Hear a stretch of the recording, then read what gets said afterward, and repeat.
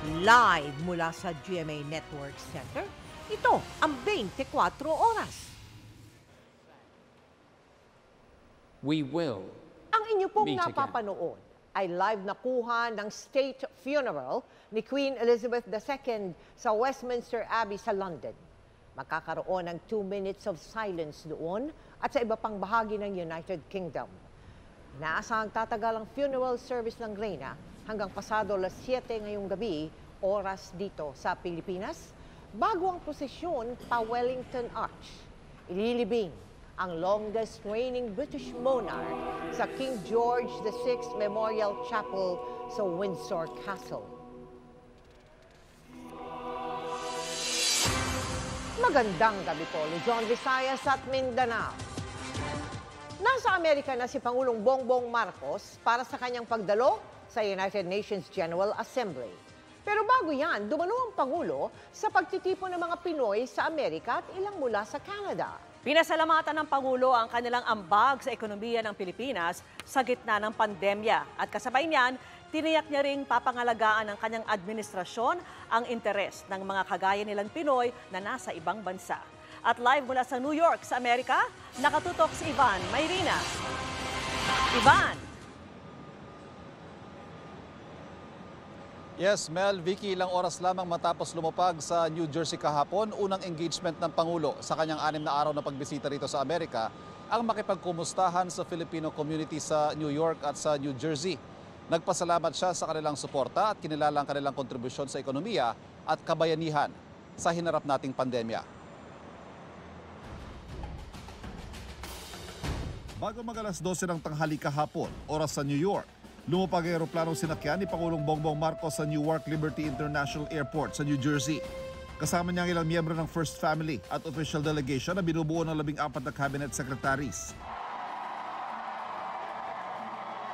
Unang aktibidad ng Pangulo ang pagdalo sa pagtitipon ng mga Pilipino sa Amerika sa New Jersey Performing Arts Center.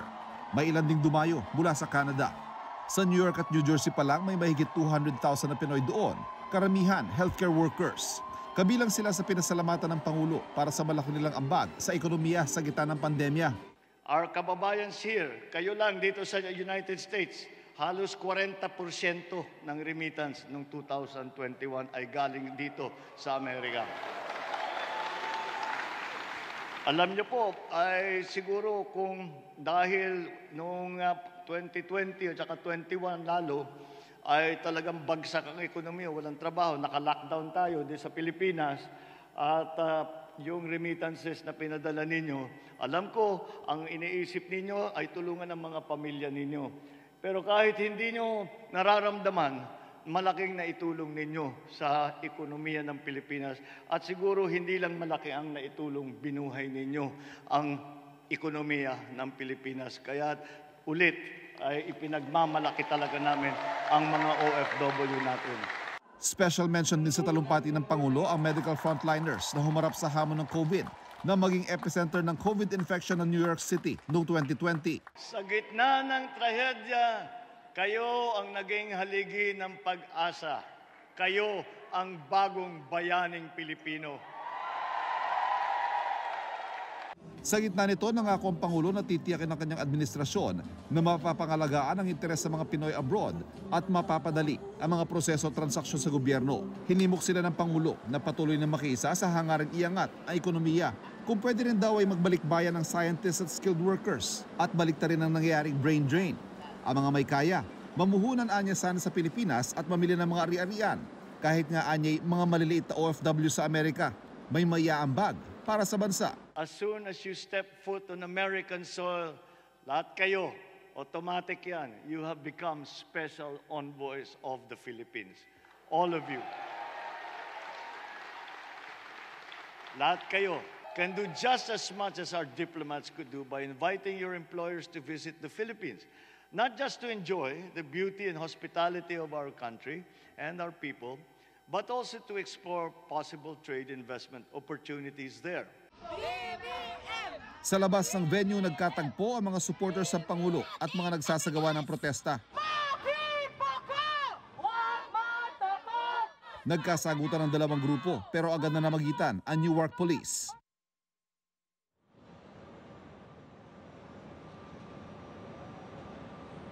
Vicky, ngayong umaga ay nakatakdang makipagpulong sa isang business lunch ang Pangulo kasama ang US-Philippine Society at mamayang hapon naman ay pupunta siya sa New York Stock Exchange Economic Forum kung saan inaasahang magbibigay din siya ng pahayag. Vicky? Maraming salamat sa iyo, Ivan Mayrina. Balik tayo sa Pilipinas, inirereklamo ng mga nagbabantay sa Masungi Geo Reserve ang pagkakampo sa bahaging sakop ng naturang nature preserve ng mga armadong private security. Pero sa inisyal na pagsusuri naman ng DENR, ang inaangking lupain, inasa labas daw ng protected area. Yan ang tinutukan ni Maki Pulido. Kino-confirm ko nga sa inyo. Kasi ganito po yun, sir. Kasi pinicturan mo ako. Wala kang huwag mo palaalaman yung gamit mo. Kuha ang video na ito nang magsagawa ng documentation mission ng Masungi Geo Reserve Foundation itong Biyernes. Matapos nilang madiskubring may mga nagkampuan nila sa bahagi ng Marikina Infanta Highway na sakop ng Nature Preserve sa Baras, Rizal. Sabi ng Masungi Geo Reserve Foundation, mga private security daw ito na balak daw okupahan ang bahagi ng Kaliwa at Marikina watershed. Sinabihan daw ang Masungi na nandun ang private security para bantayan ang interes ng nakabili ng lupa. The intention really is to occupy the area by threat, force, and intimidation. Ang gusto umanong okupahang lupa sa may Kaliwa at Marikina watershed ay tituladong lupa sa pangalan ng Republika ng Pilipinas. Bahagi ito sa idineklarang Forest Reserve sa ilalim ng Presidential Proclamation 573. Nakapaloob umano ito sa 2,700 hectares na binabantayan ng Masungi Geo Reserve Foundation. Nakapartner ng Department of Environment and Natural Resources sa pagbabantay, batay sa Memorandum of Agreement na nilagdaan noong 2017. Sa kasunduan, DENR ang dapat nagpapaalis ng illegal occupants at pagkansila sa mga illegal na dokumentong nagsasabing may karapatan silang okupahan ng lupa. Ganitoan nila ang luma ng estilo ng mga land grabber at land speculator. Pagbabantay ang mga private security sa lupang gusto nilang angkinin, magre-recruit ng mga taong titira sa lugar hanggat dumami at mahirap nang paalisin. Umaapela ngayon ang Masungi na sana naman ay umaksyon na ang DENR maging ang PNP. Yung survey plan na pinapakita nila, it was issued in 2003, but the area has been titled since the 1950s. And the area is also part of the protected area. They are liable for trespassing, unlawful occupation, and forcible entry. Pero sa inisyal na pagsusuri ng DENR, nasa labas daw ng protected area ang inaangkin na lupain. Gayunpaman, hindi raw porket may hawak na land survey ang umaangkin nito ay may legal na siyang batayan para angkinin ang lupa. Ang information namin diyan, there were several attempts, no, to make use of this survey ng area, pero several times na ni-reject ng ating regional office because hindi naman siya nire-recognize pa ng DENR. Kinikilala naman daw ng DENR ang tulong ng Masungi pero maging ang Memorandum of Agreement sa pagitan nila, kailangan na rin daw iripaso at irebisa. Sa pagbabantay ng Protected Reserve, ilang beses nang nailagay sa panganib ang mga tauhan ng Masungi. Pebrero noong nakaraang taon lang, binugbog ng mga residente ang 2 forest rangers sa bahagi ng Baras, Rizal kung saan itinayo ang mga resort sa loob ng protected area. Bago nito, noong 2021, 2 forest ranger ang binaril at sa isa pang insidente, tinaniman ng improvised explosive device ang kanilang nilalakaran. Meron ng mga bagong regulasyon, may mga batas na tayo, kailangan nating i-amend yung mga provision ng MOA base rin sa existing condition of the area. Giyet din ng DENR, umaaksyon naman sila laban sa mga illegal occupants at structures sa loob ng protected area. Bago mag-alas 3 ngayong hapon, may mga pulis na nagpunta roon at may mga nakuha silang mga baril. Pero ayon sa Masungi, hindi inaresto ang mga naroon. Sinabi naman ng Rizal PNP sa isang pahayag na land conflict ito sa pagitan ng Masungi at alleged claimant. Kinumpirma rin nilang may 6 na security guard ng Sinagtala Security Service na nakaposte doon. Sinusubukan namin kunan ng pahayag ang Sinagtala Security Service, sarado ang kanilang opisina ng puntahan ng GMA News. Maki Pulido, nakatutok, 24 oras. Nasa kustodiya ng National Bureau of Investigation ang aktor na si Vong Navarro matapos maglabas ang korte ng arrest warrant para sa mga kasong acts of lasciviousness at rape. Nakatutok live si Salima Refrang. Salima? Vicky, mananatili na nga sa kustudiya ng NBI ang aktor na si Vong Navarro kasunod ng paglabas ng warrant of arrest para sa kasong rape ng modelong si Denise Cornejo. Pasado alas 5 ng hapon nang makumpirma ng kampo ni Navarro ang paglabas ng Taguig RTC Branch 69 ng arrest warrant laban sa kanya para sa kasong rape na inihain sa kanya ng modelong si Denise Cornejo. Non-bailable ang kasong rape. Narito ang pahayag ng abogado ni Navarro na si Attorney Alma Malyonga. Dahil hindi kami binigyan ng resolusyon ng Regional Trial Court, kundi yung warrant of arrest lamang.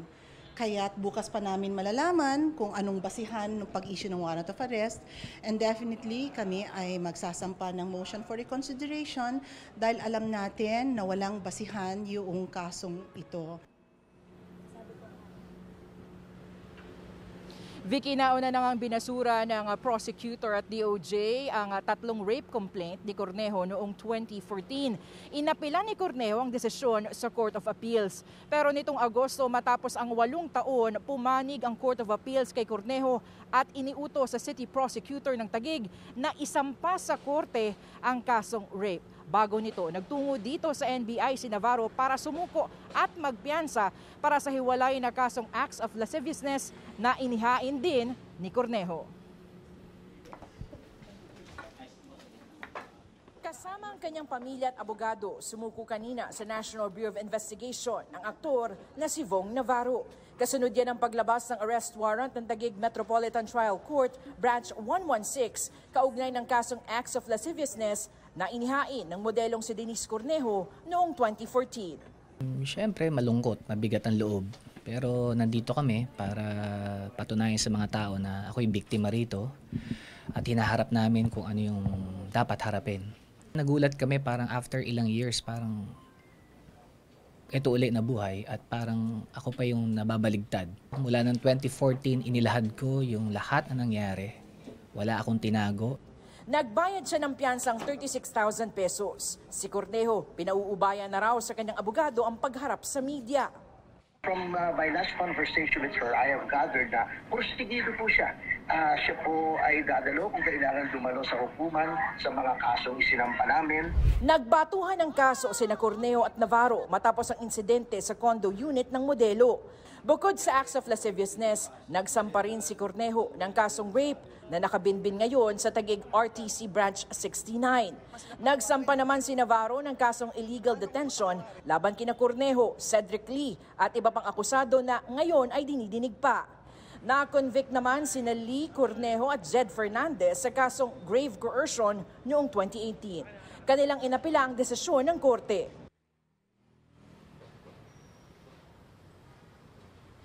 Vicky, dito na nga sa NBI magpapalipas ng gabi si Navarro. Dadaan siya doon sa booking process at medical exam. Bukas, inaasahang dadalhin yung return of warrant sa RTC Branch 69 ng Taguig para kay Navarro. Yan ang latest mula nga dito sa Quezon City.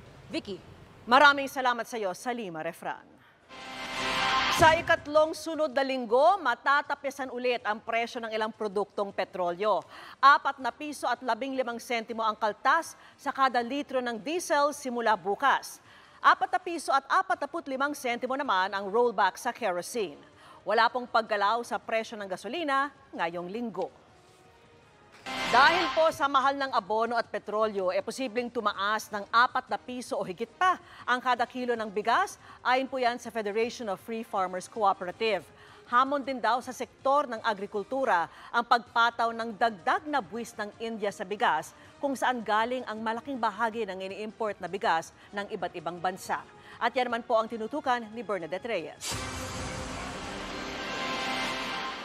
May mga pamilya tulad ng kay Aling Nenita na kahit walang ulam, kanin lang, solve na. Maski alamang lang, ginisa, lagyan mo ng konting asukal at sili, nakakakain na sila. Sa Marikina Public Market kung saan namimili si Aling Nenita, may mabibiling 34 pesos kada kilo na regular milled rice.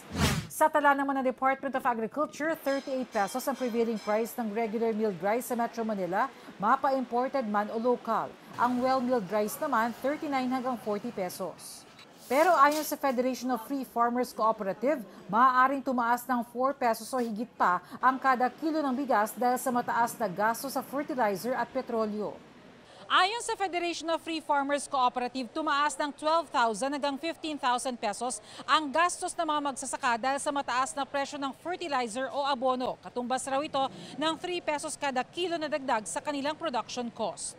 Hamon din daw sa industriya ang pagpapataw ng dagdag na buwis ng India sa bigas. Kakaunti lang ang ini-import na bigas ng Pilipinas sa India, kaya paano ito makakaapekto sa presyo ng bigas sa bansa? Malaking bahagi daw kasi ng ini-import na bigas ng iba't ibang bansa galing India. Dahil ang India accounts for 40% ng total world exports. No? Kung tumaas yung India rice sa international market ng by let's say 4 pesos per kilo. Yung mga dating customer ng India baka magtakbuhan ngayon sa Vietnam, sa Thailand at iba pang mga supplier para doon kukuha ng bigas. Diyan tayo maapektuhan dahil ang 85% ng bigas na binibili natin ay galing Vietnam. No? At yung iba ay Thailand. Bukod sa mas mataas na presyo, pinangangambahan din ng grupo ang pagbaba ng produksyon. Ayon naman sa grupong Samahang Industriya ng Agrikultura o SINAG, hindi pa tapos ang taon pero umabot na sa 2.85 million metric tons ang inangkat na bigas ng bansa. Mas mataas kaysa sa na-import nung nakaraang taon na 2.72 million metric tons.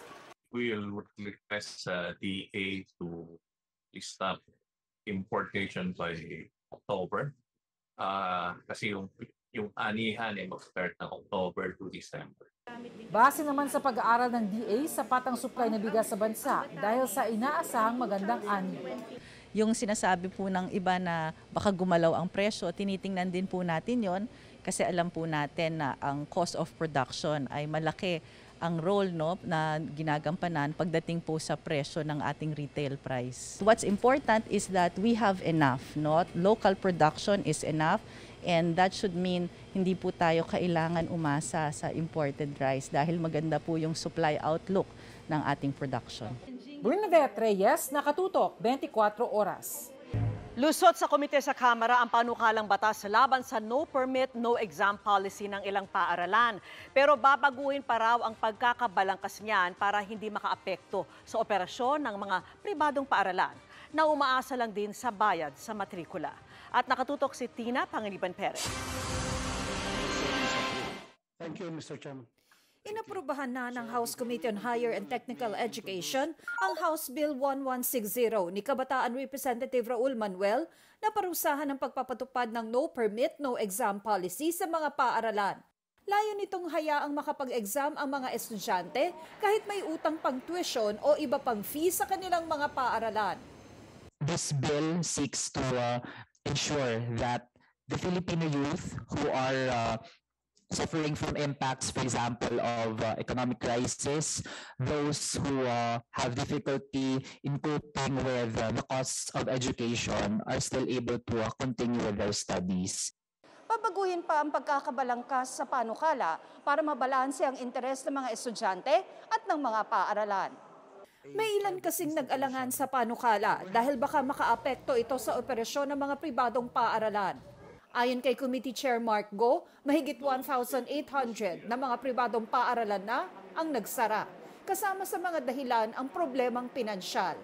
Ang personal opinion ko rito, dapat talaga, we allow students to take their exams even if they have not fully paid their tuition.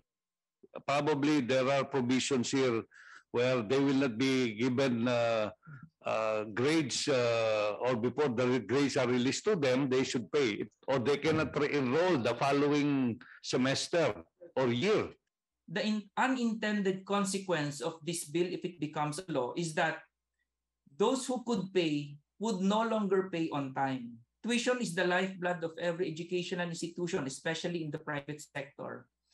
When they send their students to private school, they also have the obligation to be conscious about their payables. Sabi ng may akda ng panukala, pinoprotektahan din naman ito ang mga paaralan.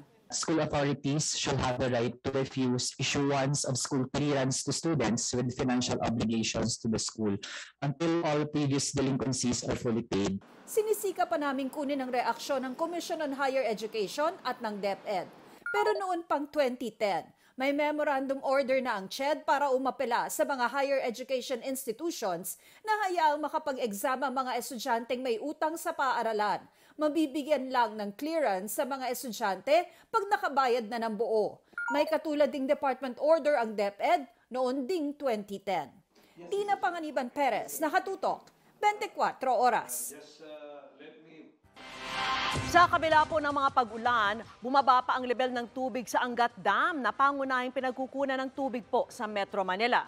Sa pinakahuling datos ng Pag-asa, nasa 176.16 meters na ang level ng tubig sa Angat Dam.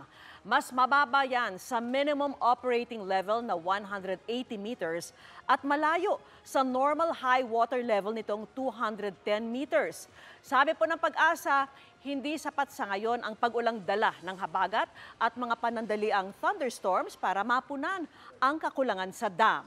Sinusubukan pa namin kunin ang panig ng National Water Resources Board.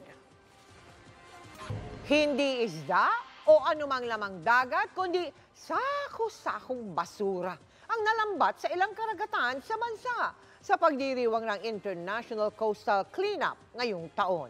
Bukod sa mga plastic, may mga nakuha ring face mask. Nakatutok si Rafi Tima. Umpisa pa lang ng cleanup dive, sari-saring basura na agad ang napulot ng divers mula Layag Resort sa Batangas bilang bahagi ng International Coastal Cleanup ngayong taon. Pinakamarami pa rin ang sari-saring uri ng single-use plastic, pero hindi pa rin nawawala ang mga gamit na face mask na maituturing na hazardous material. Ayon sa isa sa mga organizer ng Unmasked Ocean Cleanup Dive, bagamat taon-taon na itong ginagawa, ganun pa rin ang dami ng mga basurang napupulot sa ilalim ng dagat. Ang napansin lang namin, mas marami ngayon talaga yung mga nagpa-participate, naglilinis. Mas maganda po talaga dapat na kung may makita kayong basura, pulutin nyo na. So, every dive is a cleanup dive. Isa sa mga sumali sa cleanup dive sa Batangas ang ambassador ng Israel. Dito na raw sa bansa siya natutong mag-dive at nangihinayang siya sa mga nakikitang basura sa dagat. So we collected so much plastic and masks and garbage. I think it's really important and I think there's a lot to be done. And it's a collective effort. And it's also, I think, my responsibility as a foreigner, as a guest here, really to connect. And this is one of the ways to connect to the country. Aminado ang mga nagsagawa ng cleanup dive, hindi mauubos ang basura sa dagat. Sa dami ng ilog at estero sa bansa, lahat ng itinapon kahit malayo sa dagat, dito ang bagsak sa mga naggagandahang corals na nakapaligid sa Pilipinas. Mahalaga na maipaabot natin sa ating mga komunidad yung kahalagahan ng pagdidisiplina sa pagsasaayos ng ating mga basura. Sa resort pa lang na ito kung saan humigit kumulang 30 divers ang lumahok, umabot sa 600 kilo ng basura ang nakolekta.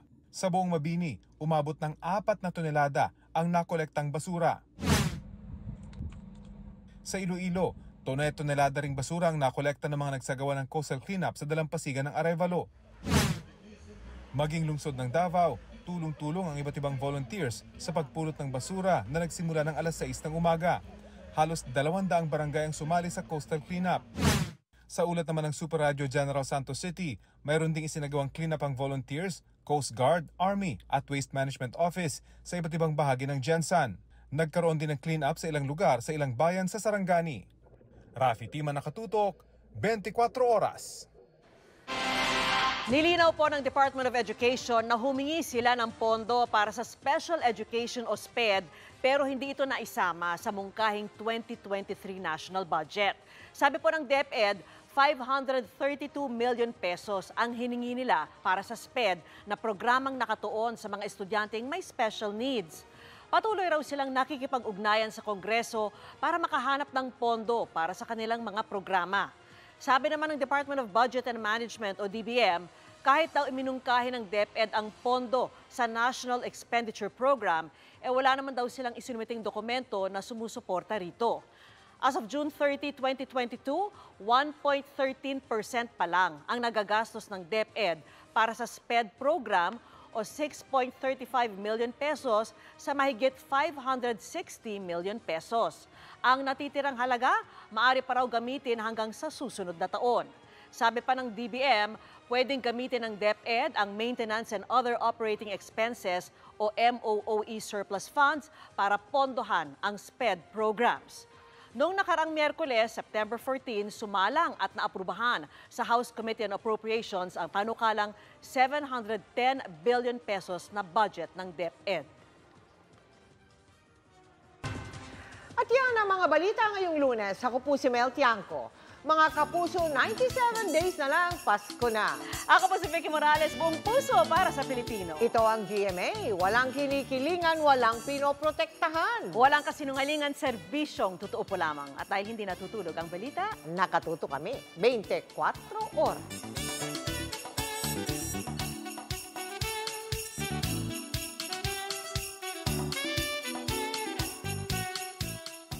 For more chika updates, like and subscribe GMA's YouTube channel. I-click lang ang subscribe button na lalabas sa screen. At sa mga kapuso natin abroad, maaari nyo kaming masubaybayan sa GMA Pinoy TV at sa www.gmanews.tv.